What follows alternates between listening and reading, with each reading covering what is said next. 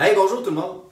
Ici c'est Marc-André Ferron et aujourd'hui, on se résume à travers une très simple équation. C'est quoi la culture santé-sécurité? Puis c'est quoi l'intérêt de simplifier? C'est quoi la culture santé-sécurité? C'est qu'on en entend parler aller-retour, des fois dans des grandes envolées extrêmement complexes, puis à la fin, on se demande, coudonc, c'est quoi la culture santé-sécurité? Et là, on pense que c'est des questions de comportement, puis de toutes sortes d'affaires autour de ça. Donc, on va revenir à une équation très simple, basée sur une règle de 3 que tout le monde va comprendre en 2 minutes, je vous garantis. La culture en santé-sécurité, ça va se refléter dans les comportements désirés par l'organisation. Les comportements désirés par l'organisation, ça va être le résultat de votre gestion.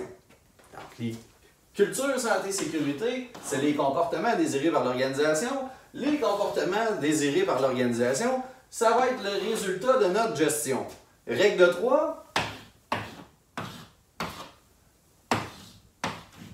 La culture en santé-sécurité, c'est le résultat de votre gestion. La santé-sécurité, c'est de la gestion des dangers.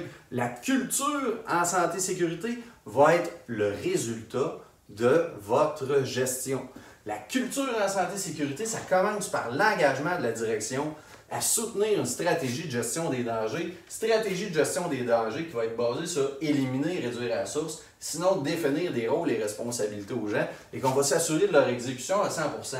Avoir une stratégie de gestion des dangers tout seul, ça ne sert à rien. Ça prend des leaders qui font exécuter un plan de match. Pareil comme au hockey, si on avait un coach qui a un plan de match tout seul dans sa tête, ça ne sert pas à grand-chose. Puis si on avait un coach qui n'a pas de plan de match, ça ne marche pas non plus. Donc, ça prend une stratégie et des leaders qui vont faire exécuter du haut vers le bas la stratégie. Mais quand les gens à base sur le terrain vont avoir des problèmes, qu'est-ce que ça prend? Des leaders qui vont aider à enlever les embûches que les gens vont rencontrer, qui vont s'assurer qu'on a toutes les ressources qu'il faut pour arriver à gérer les dangers adéquatement.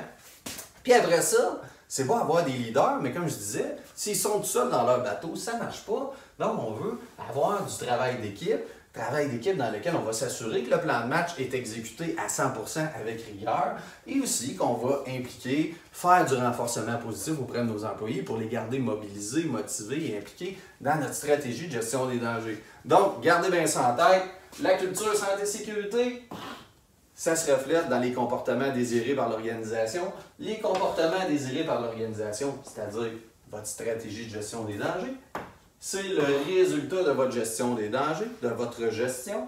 Et la culture en santé-sécurité, c'est le résultat de votre gestion. Je le répète une dernière fois, la culture en santé-sécurité, c'est le résultat de votre gestion.